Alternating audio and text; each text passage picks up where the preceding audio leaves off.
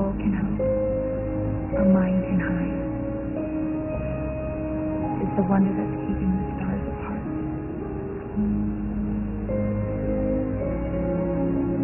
I carry your heart. I carry it in my heart.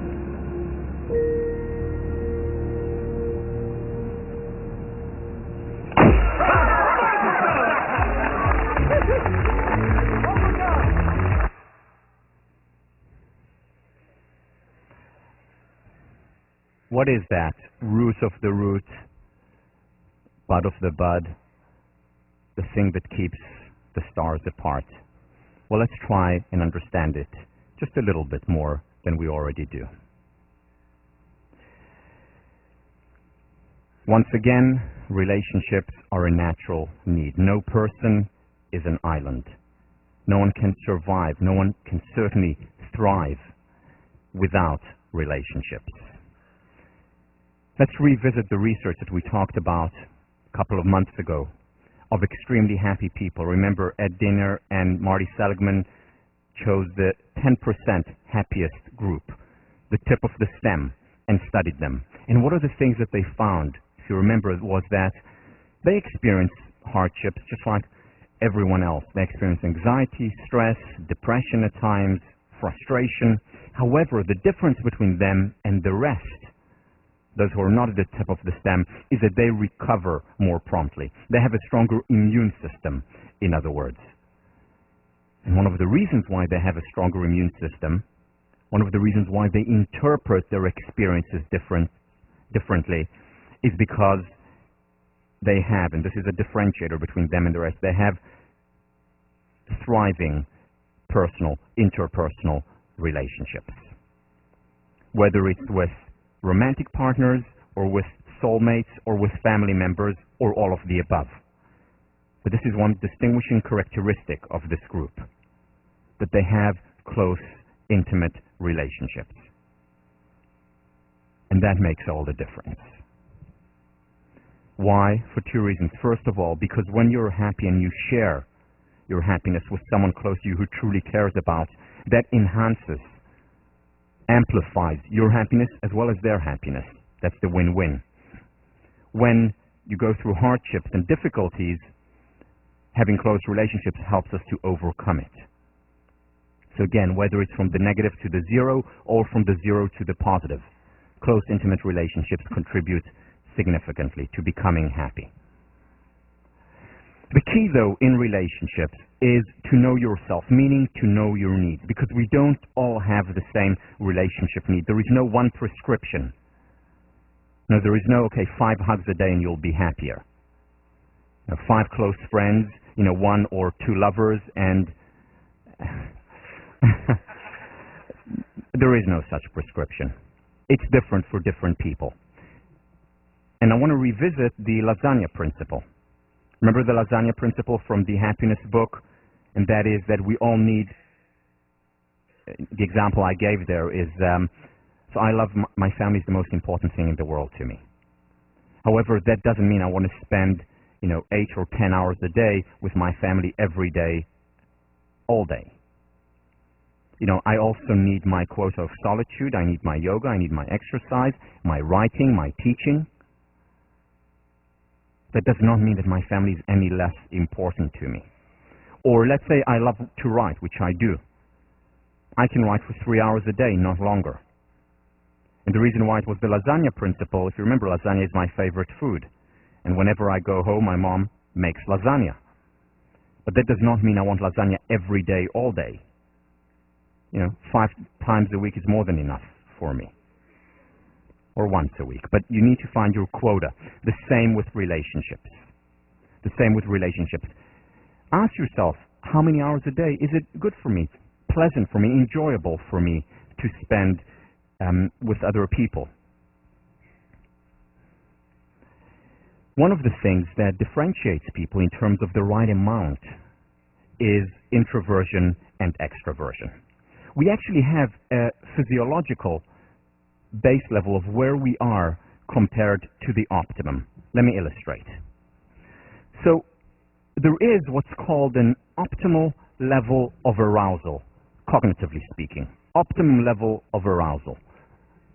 And this, let's say, is our optimum level of arousal. And we're all born somewhere around this, either above, below. Very few people are right on the line.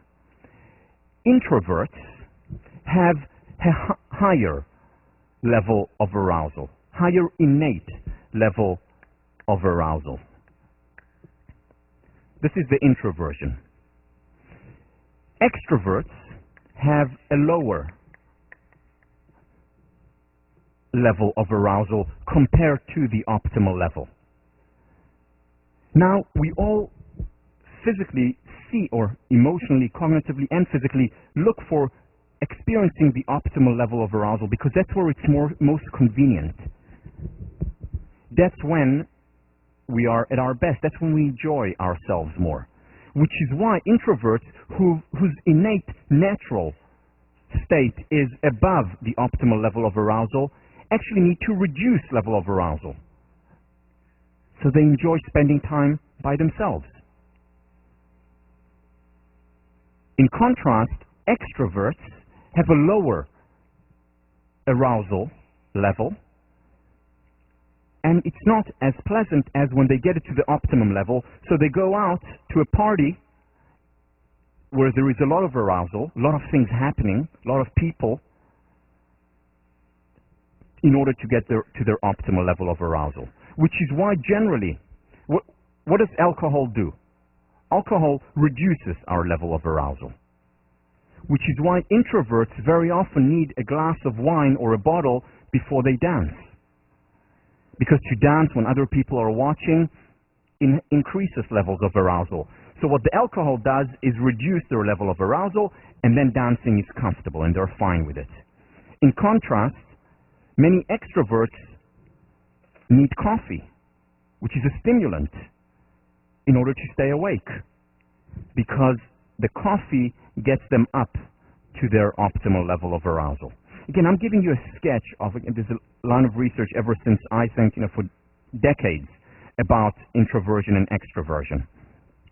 Now, by the way, this does not mean that we cannot act, in the words of Brian Little, we cannot act out of nature.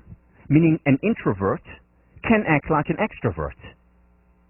Here I am. I'm an introvert, and by the way, this is we're born with this state. It's innate. So I was born an introvert, and yet when I stand in front of the class and sing beautiful songs, I'm acting like an extrovert. However, the important thing, while we can act out of nature, is to understand that very often this enervates us. It takes away energy. It's difficult for us because we're acting. So if I'm here, when I teach, I go even higher, even further from my optimal level of arousal. And that takes away energy, which is why introverts, after acting like extroverts, whether it's at a party or in a lecture, need what Brian Little calls a restorative niche. A restorative niche, a place to restore. And that would be a place where they would spend time one-on-one with someone, or some hours of solitude, of recovery. Remember, the problem is not stress. The problem is not stress. The problem is when we don't have recovery. And introverts need recovery, sometime on their own, sometime one-on-one.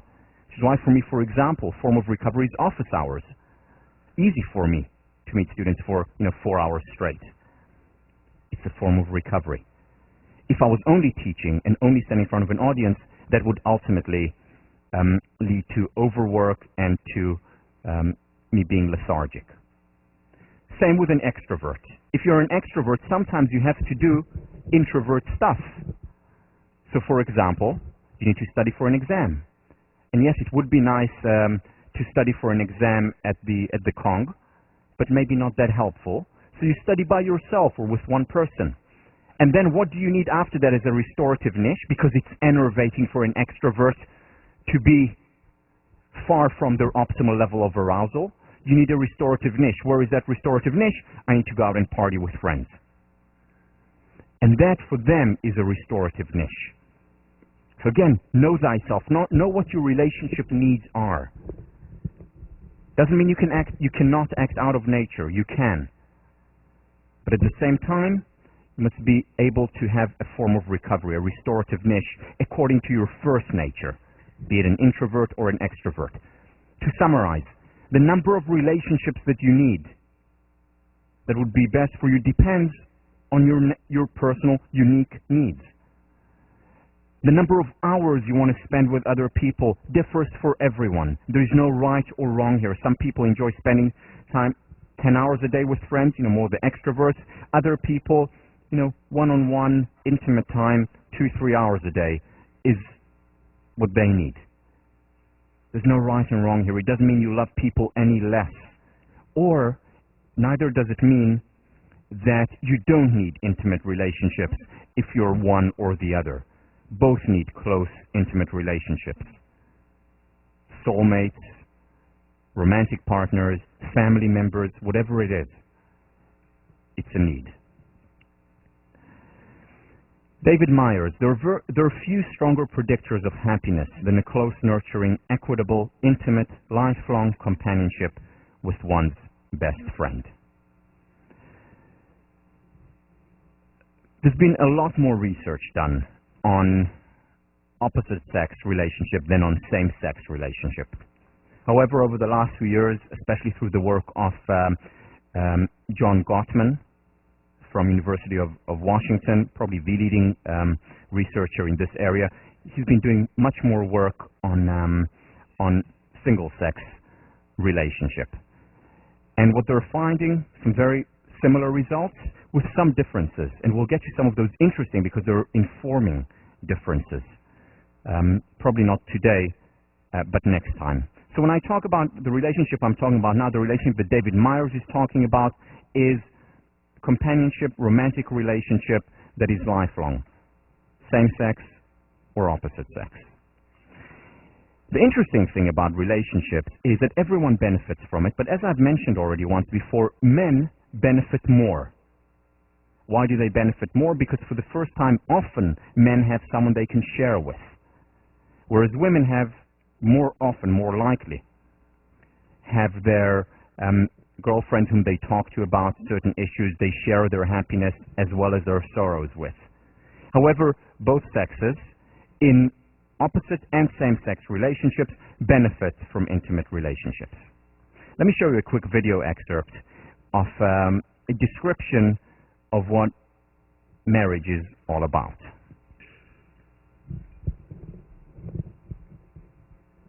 So this is marriage. You wake up in the morning and she's there. You come home at night and she's there. You eat, she's there. You go to sleep, there. And I know that sounds like a bad thing. But it's not. It's not. Not if it's the right person. Then it's good. It's good. It's really, really good. I would like a minute for rebuttal.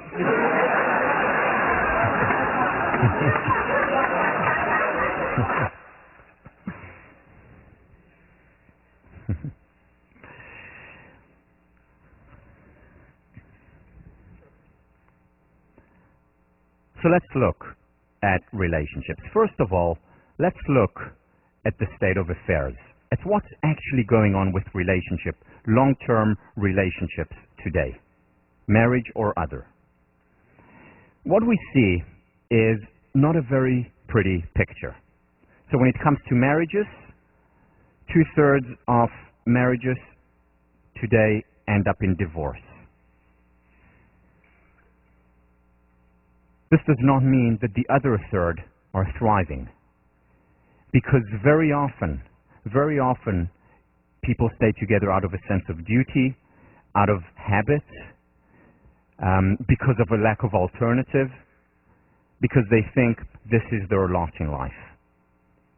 Now, and I'm certainly not going to argue for the fact that there are no marriages or relationships that should be dissolved. Of course there should be. Not every relationship is right, and we often make mistakes. But the argument I am going to make is that many of the relationships that end or many of the relationships that reach a state, in the words of Thoreau, of quiet desperation, of just being there, of just sort of an inertia. Many of these relationships either should not have ended or can actually thrive. The problem, though, is that we see, certainly with the two-thirds who end up in divorce, but also with the other third, very often there is a failure to sustain love over time. I don't know anyone who has gone to the wedding ceremony or exchanged vows in another setting. I don't know of any couple who did that and say, well, this is just temporary. We're only going to do it for 2 years until death do us part, but not really. When people go into a relationship, their thought, their hope is to continue the exact same love and passion that they have at the beginning of the relationship. This is how relationships start. This is the promise of love. And yet, more often than not, evidently, things don't turn out as we expected them to have turned out. One of the main reasons for it, and one of the reasons that is cited by numerous sex therapists or psychologists, and again, you don't need research for that because it's so self-evident. One of the reasons is because love, and especially lust and passion, wears over time.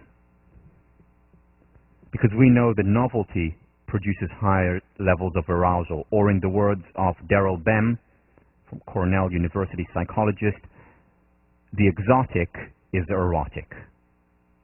If it's new, it's more interesting, more fascinating. And this explains why so many relationships end. The question, though, is that necessarily part of our nature? And the answer is yes and no. Yes, it's necessarily part of our nature that novelty excites us more, that we adapt to what happens. Remember, we're change detectors. We become much more aroused, whether it's cognitively, psychologically, or physically, physiologically, when there is something new. And we adapt over time for good and ill. Now, it would be wonderful if that wasn't the case for positive events, for positive experiences, such as finding a romantic partner. But it is, and the question is, what do we do with it? Let me first share with you, before we get to what do we do with it, let me share with you a study that I ran. Hopefully it will be published in a respectable academic journal soon. But my research question, which was a very important one, was,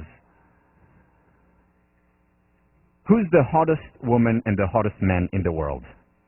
Or scientifically put, who's the fairest of them all? And I posed this question to my sophomore class when I taught a sophomore tutorial in psychology. And we had a long debate about it, but at the end we came up with scientific results. So those of you who don't have the PowerPoints in front of you, who do you think was chosen as the hottest male?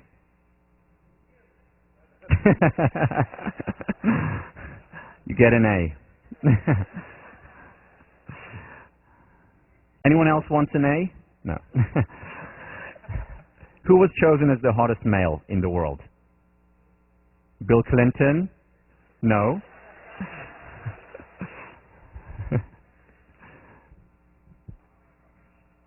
Who? George Clooney. Close, but no cigar. You got it. Here he is, standing right outside Troy, telling Helen that he'll be right over. Who's the hottest female in the world, as scientifically proven by the sophomore tutorial? You, right. Another A. Who was she? Angelina Jolie, no.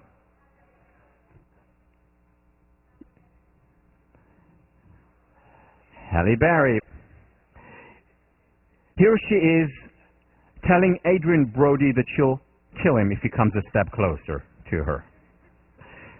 Now, imagine this. Imagine this. Imagine that you find your Brad Pitt or Halle Berry, your ideal man or woman, Not only are they sizzling hot, but they're also extremely sensitive, wise, way beyond their years, saintly, generous, benevolent, make $10 million a movie, and most importantly, they love you just as much, if not more, than you love them. Just imagine if that happens. And you meet your Brad Pitt or whoever your Achilles heel is, or you meet Halle Berry or Superwoman or Spider-Woman or whomever it is for you. Imagine that. And you see them and you talk to them and you fall in love and they fall in love with you. And you get married, and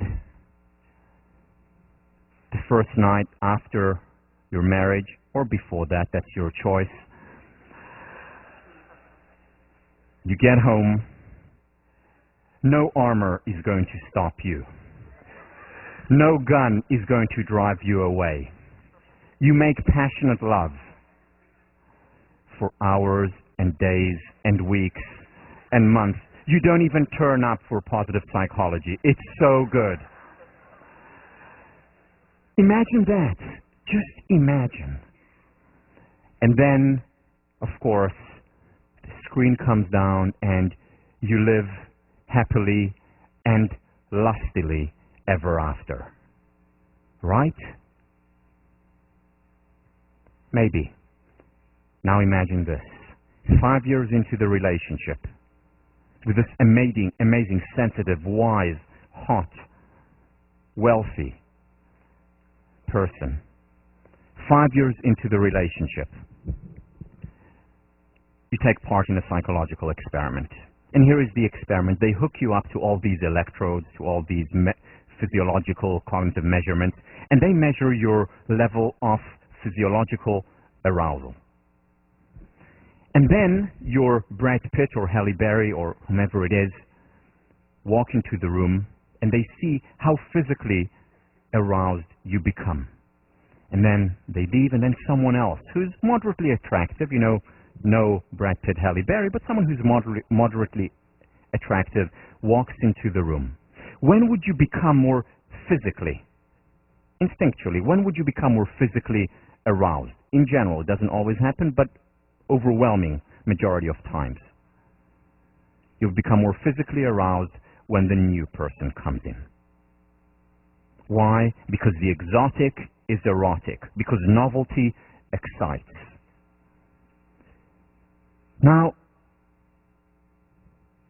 we laugh about this, but it actually to some extent explains the statistics, which is why so many relationships go sour when they start off with the best of intentions, with the most honest intentions, and yet they flounder, and this is part of the reason why.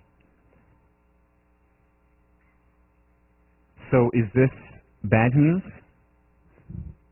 Not necessarily. Well, it's not bad or good. It is. It's like talking about the law of gravity. Is the law of gravity bad? No, it's not bad. Is it good? It's not good either. It simply is. It's like what we talked about, painful emotions. Are they bad? No. Are they good? No. They simply are. And if we want to lead a happy life, if we want to have a thriving, healthy relationship, what we need to do is first and foremost accept nature. It's not good or bad news. It's simply real news. Or not news, because again, we all know this. And the question is, what do we do with it? How do we obey nature so that we can command it? And what I'm going to talk about today, and even more so next time, is how we can take relationships, given the fact that novelty excites, given the fact that on the physiological level, the arousal will be higher. By the way, it applies for men and women. The excitement will be higher when there's a new person. Given all that, how can we create relationships that thrive, that soar, that go way beyond the zero to the positive. And it's possible, and positive psychology can help us do it. The first step before accepting reality is understanding what true love really means. Because many people ask this question, does it even exist in reality? So yeah, it exists in fiction, it exists in movies, but these characters on the movie screen are literally larger than life. They deliver perfect lines. They make perfect love. How am I going to be able to do that? And therefore, how am I going to be able to experience what they're experiencing? Does true love really exist? Because can I ever live up to the kind of relationship that Ingrid Bergman and Humphrey Bogart had? Can I reach the heights of 40,000 feet? Can I have the same mystical connection as Meg Ryan and Tom Hanks had?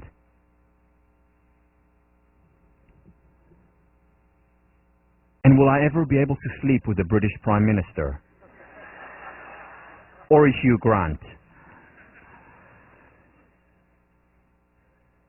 Is it possible? Is it real?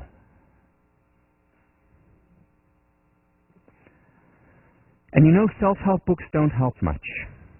One of my actual favorite self-help writers, Leo Buscaglia, was also a professor at University of Southern California. Wonderful writer, compassionate, passionate speaker. Helped me a lot. It was the first self-help book that I read.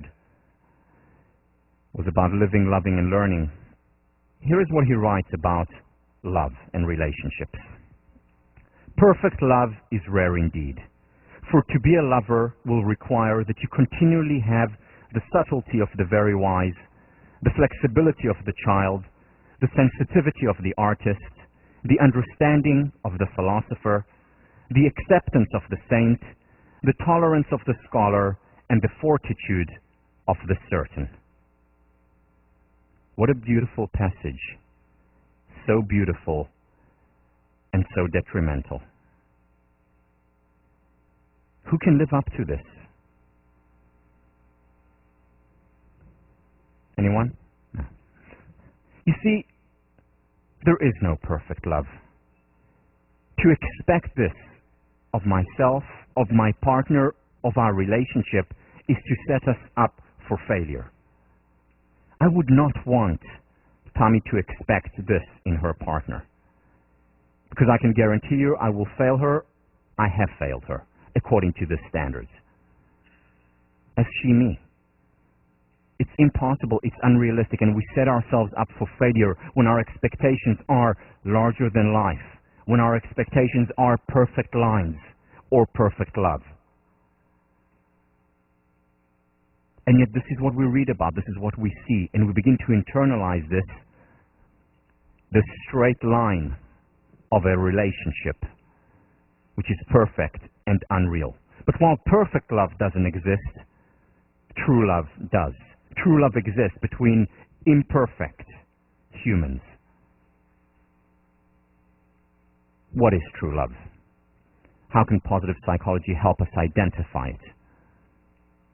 First, by asking different questions than have mostly been asked in this area. Second, by focusing not just on what works, but on what works best. On the few relationships that really thrive, that have not dissolved, that have not ended, that are not just here in a state of quiet desperation, or as Pink Floyd said, just comfortably numb, but relationships that are here. Let's learn from them. Let's learn from the tip of the stem. So the first thing we need to do is reframe the questions. Remember, we did the exact same thing with at-risk youth. We did the exact same thing with people who are happy, healthy, and successful. We did the same thing when it came to the geometric shapes. Because questions start a quest, and questions define reality. And traditional psychology has asked couples counselors, researchers in the area have asked, why do so many long-term relationships fail? Why do so many people, after a year or 2 or 5 years together, end their relationship? Why is it that many people who do stay together are no longer thriving? And one of the answers that they got was because novelty arouses. Because it's part of human nature to seek excitement. The erotic is exotic. That's one of the answers. And again, it's a true answer. It's an important thing to take into consideration. It's part of reality, whether we like it or not. But that question is not enough. Just like the similar question was not enough when we asked about at-risk population, or when I asked you about the geometric shapes. And when we only ask this question, we quite literally miss a part of reality, and a very important part of reality. A part of reality that can lead to lasting, thriving, passionate relationships. And the question that positive psychology asks is, what makes some relationships thrive and grow stronger over time? Because there are such relationships. Now, I was fortunate to see a relationship like that between my grandmother, whom I told you about, and my grandfather. They were married for 53 years. The pictures that we have of them and the way they were together is that my grandmother, who was the matriarch of the family, and a very powerful woman, but always also very humorous, was of her sitting down and my grandfather next to her with his hand on her shoulder, just looking at her. Just like a 16-year-old in love. They were married for 53 years. Of course, with their ups and downs and disagreements and disappointments, they're not perfect either. But they had a thriving relationship. Passionate relationship. What is it about these relationships? What makes them successful? And the important question is, what can we learn and apply to our relationships if what we're interested in is a long-term, passionate relationship?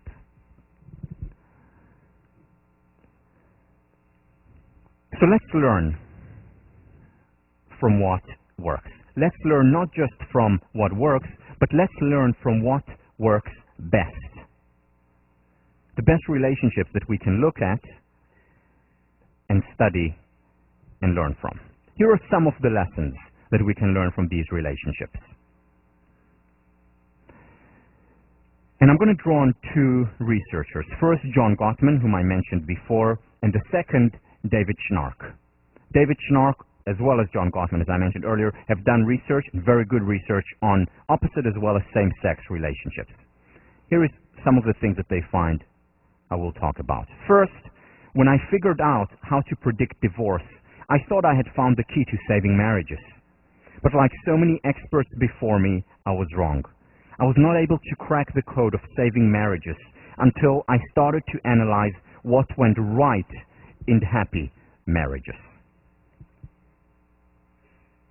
He wrote this, if I'm not mistaken, in 1999. In 2001, he took it a step further, and we'll see next week in the research, where he studied same-sex relationships and learned even more things than he had learned when studying what goes well in opposite-sex relationships. But the key was to study successful relationship, whatever the relationship was, whatever its nature was. And when he studied those, that made all the difference. He can predict divorce with an accuracy level of 94%. 94%, that's an unheard of figure in social sciences. Quite remarkable.